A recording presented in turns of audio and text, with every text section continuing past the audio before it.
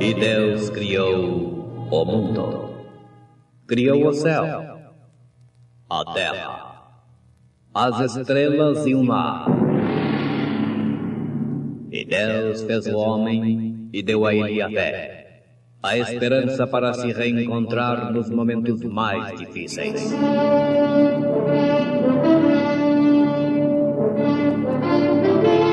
E num esforço supremo para levar Deus até você, aqui está o pregador da fé, Pastor Joaquim Gonçalves, nos traz fé para vencer.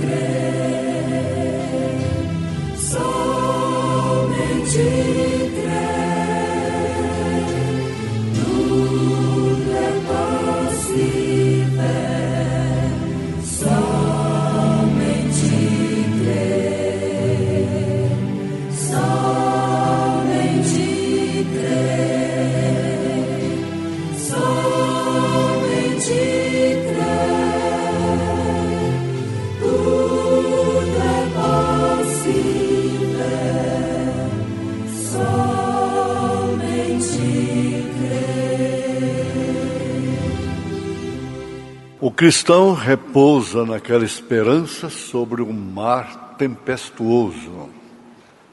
Tendo, pois, irmãos, ousadia para entrar no santuário pelo sangue de Jesus, pelo novo e vivo caminho que Ele nos consagrou, pelo véu, isto é, pela sua carne, e tendo um grande sacerdote sobre a casa de Deus, cheguemo-nos com verdadeiro coração, em inteira certeza de fé, tendo os corações purificados da má consciência e o corpo lavado com água limpa. Propósito da criação, conjunto da fé cantando em momentos no tabernáculo da fé.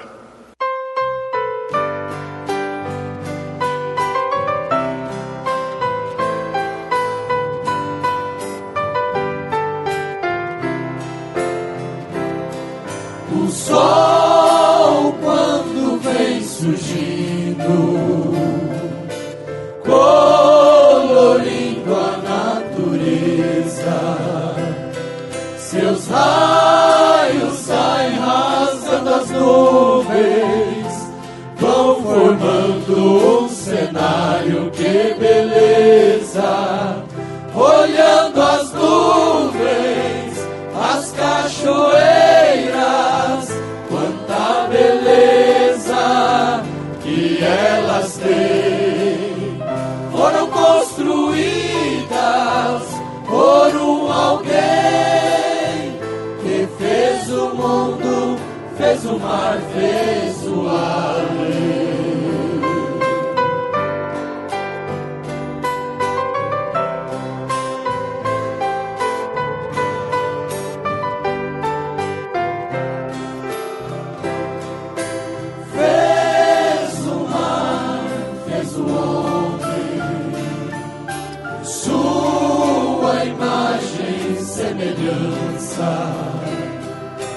Colocou lá no jardim, pois na Bíblia está escrito por lembrança, deu a mulher por companheira e a serpente a enganou.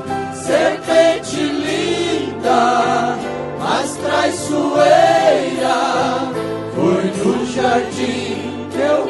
sal em tão tempo.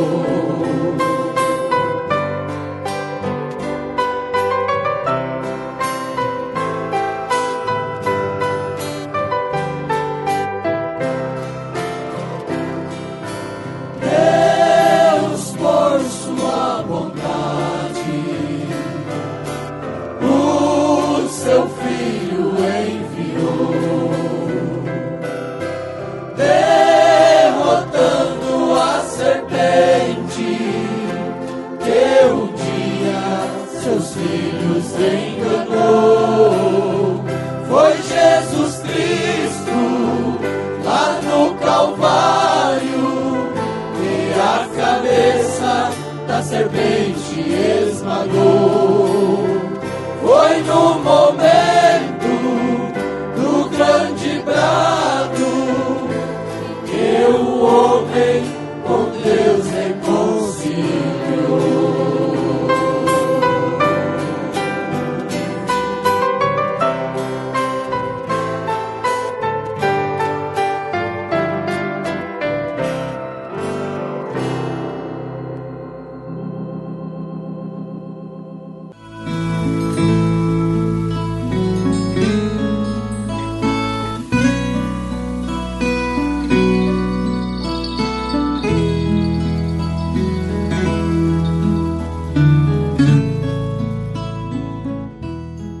O cristão repousa naquela esperança sobre o mar tempestuoso.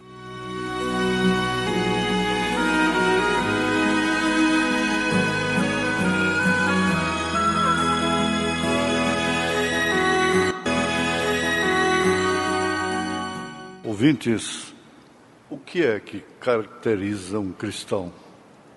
A base dessa resposta está na fé, na confiança do indivíduo, do crente, na palavra de Deus, nas promessas divinas. Mas por que um cristão repousa naquela esperança sobre o mar tempestuoso?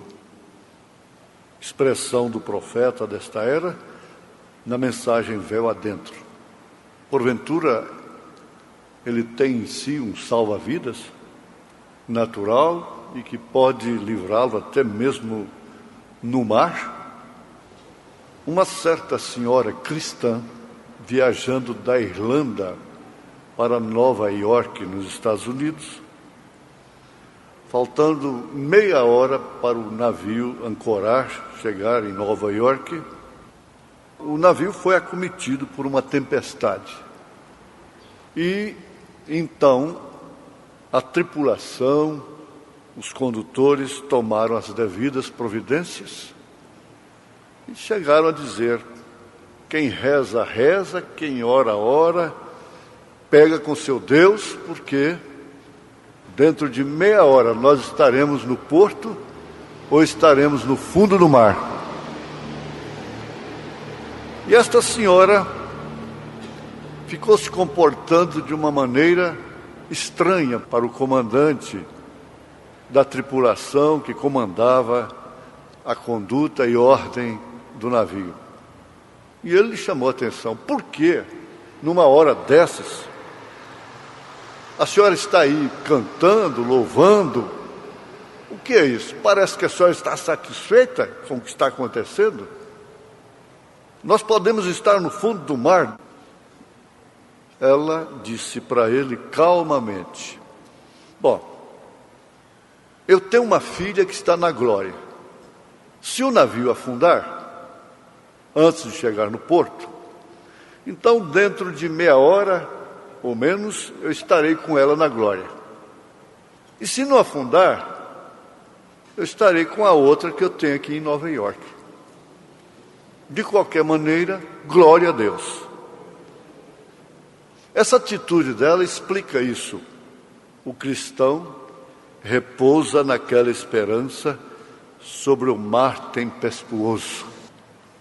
Abraão podia conhecer de primeira puxada, segunda puxada, terceira puxada, trovões, relâmpagos, selos, conhecer de mistérios, mas ele interpretou tudo isto através de sua conduta, desde que Deus o chamou da casa de sua parentela.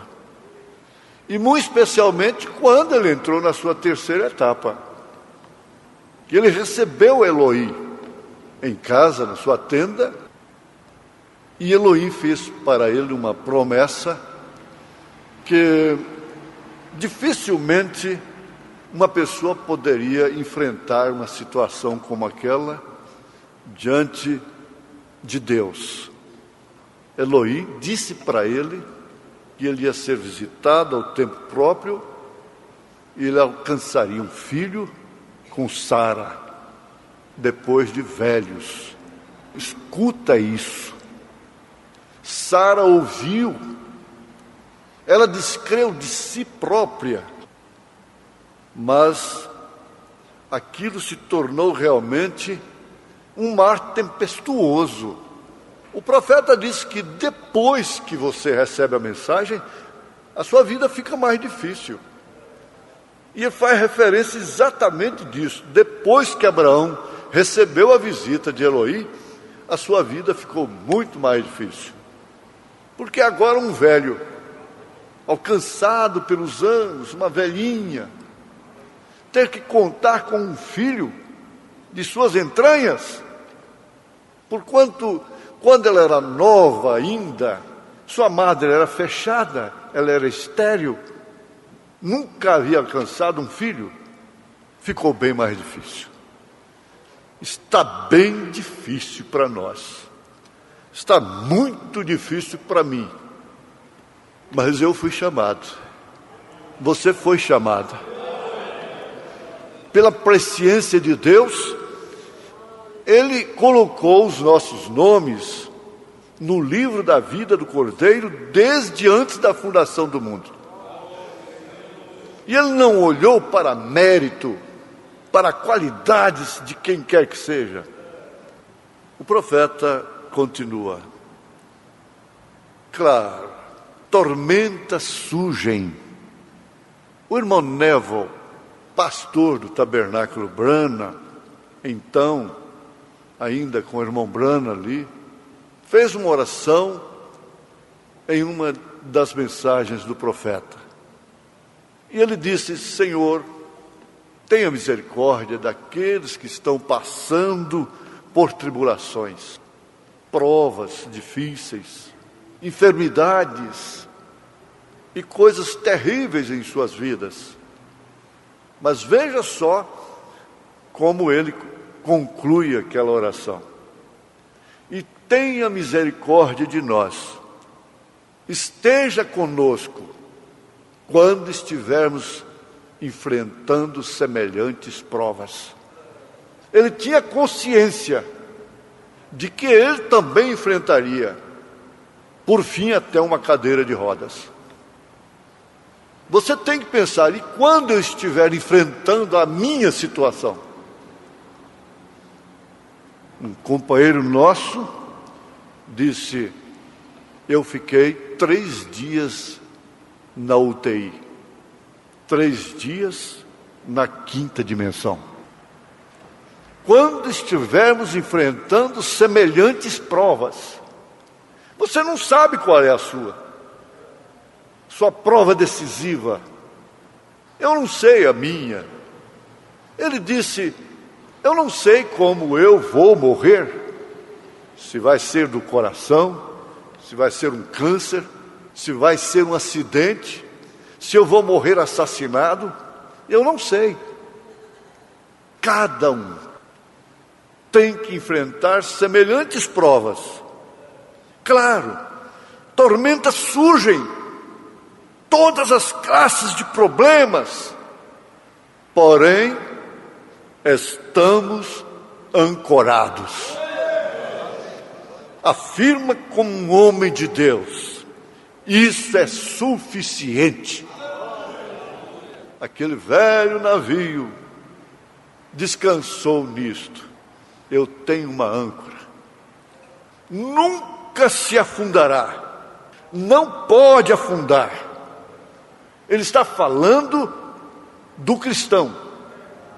Ele está falando aqui do crente que trilhou o caminho do Santíssimo Lugar, que entrou o véu adentro, que não ficou no átrio apenas na primeira puxada, primeira etapa, não ficou no lugar santo, no santuário apenas, mas entrou o véu adentro.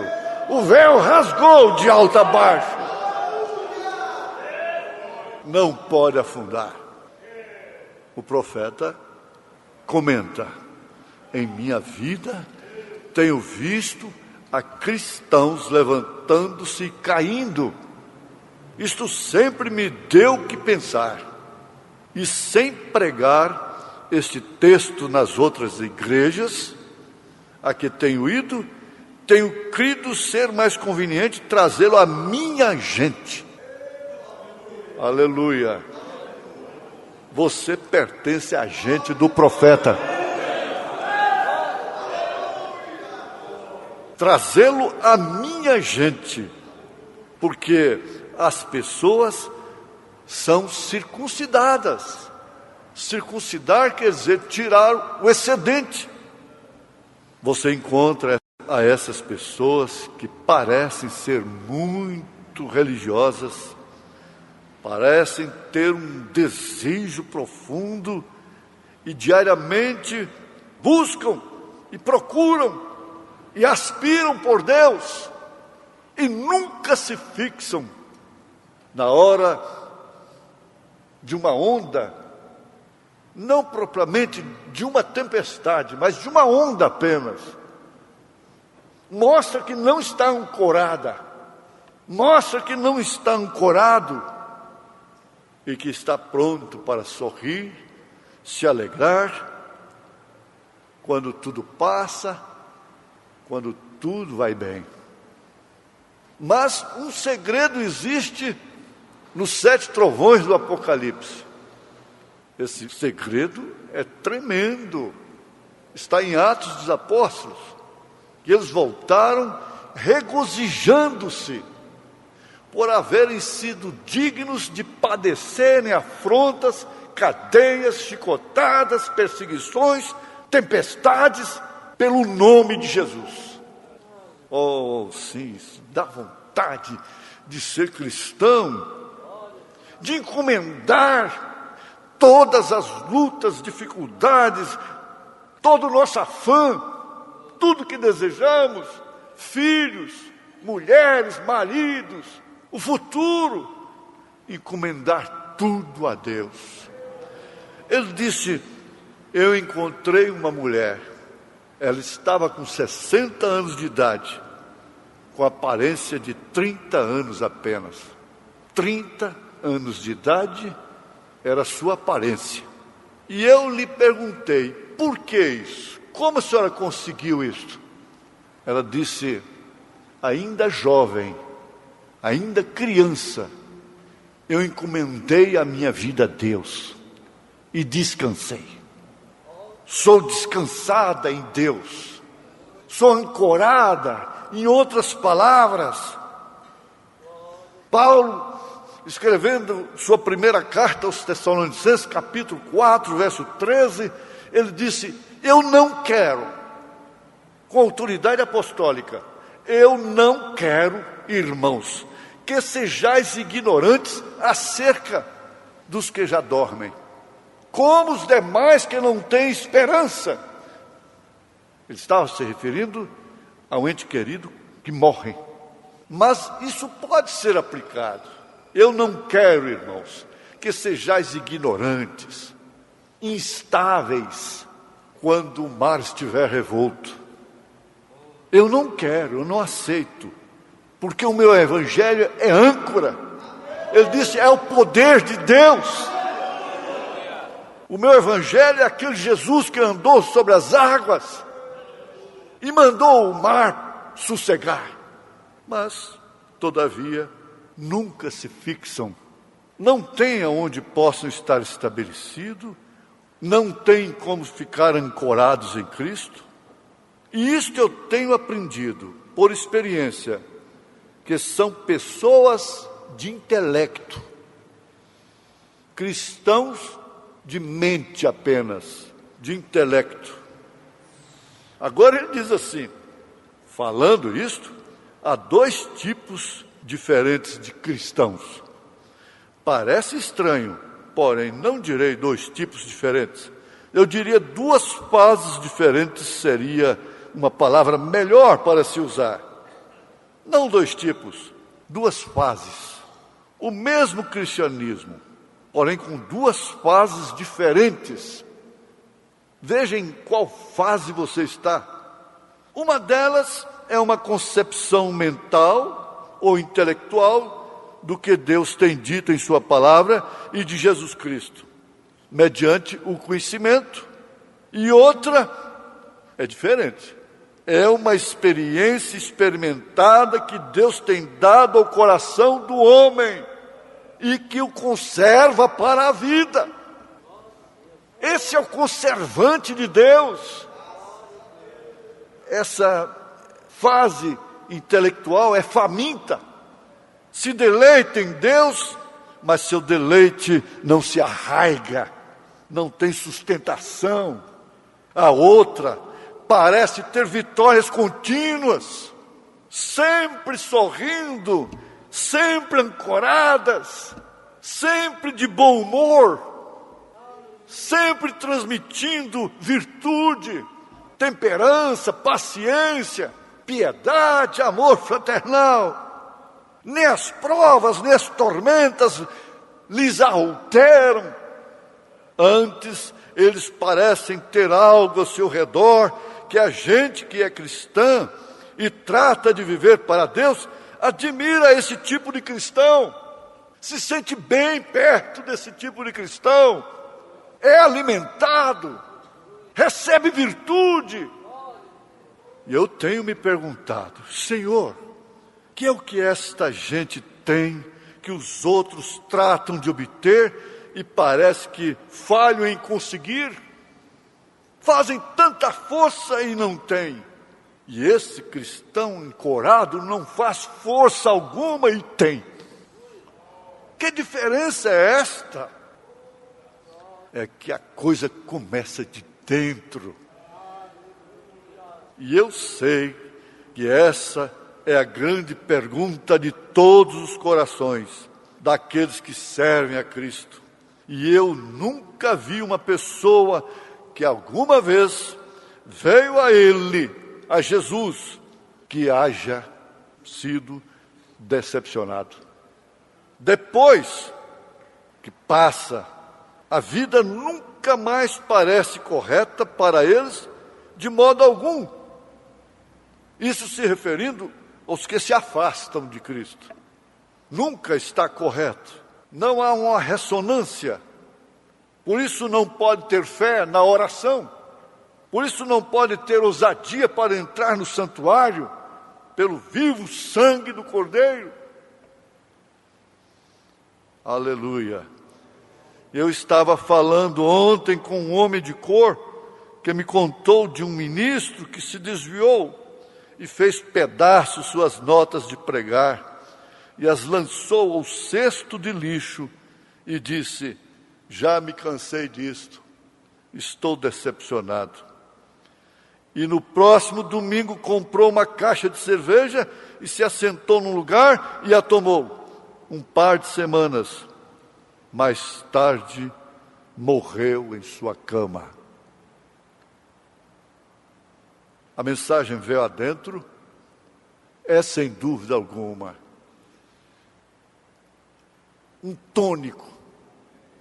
um tônico para os eleitos, é um tônico para você, em nome de Jesus Cristo, amém.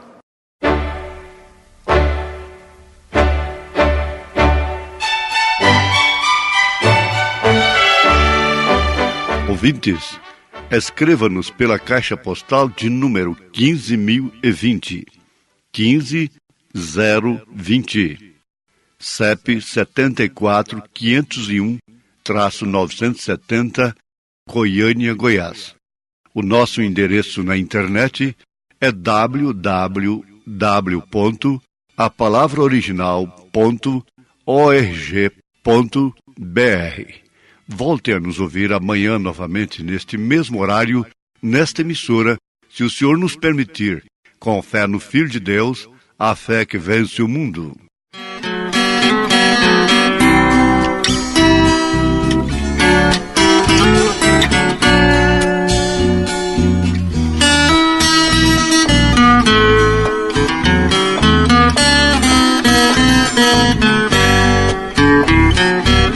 Meu prezado irmão,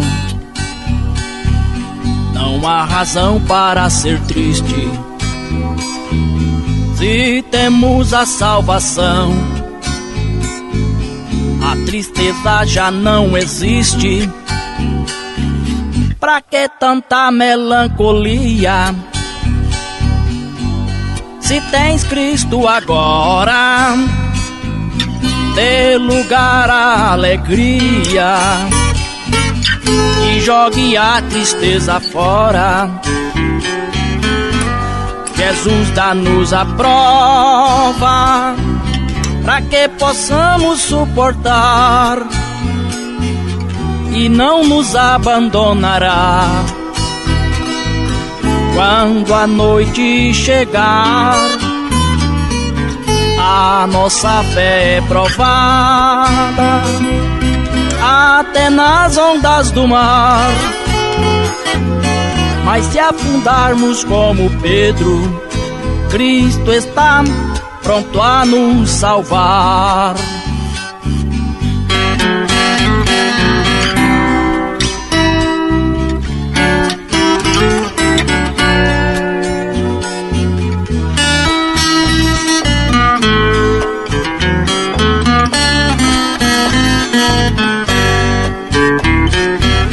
Meu prezado irmão,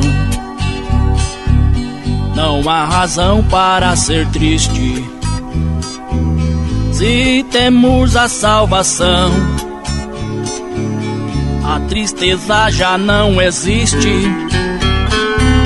Pra que tanta melancolia? Se tens Cristo agora, dê lugar à alegria e jogue a tristeza fora. Jesus dá-nos a prova para que possamos suportar e não nos abandonará. Quando a noite chegar, a nossa fé é provada até nas ondas do mar. Mas se afundarmos como Pedro, Cristo está pronto a nos salvar. Mas se afundarmos como Pedro, Cristo está pronto a nos salvar.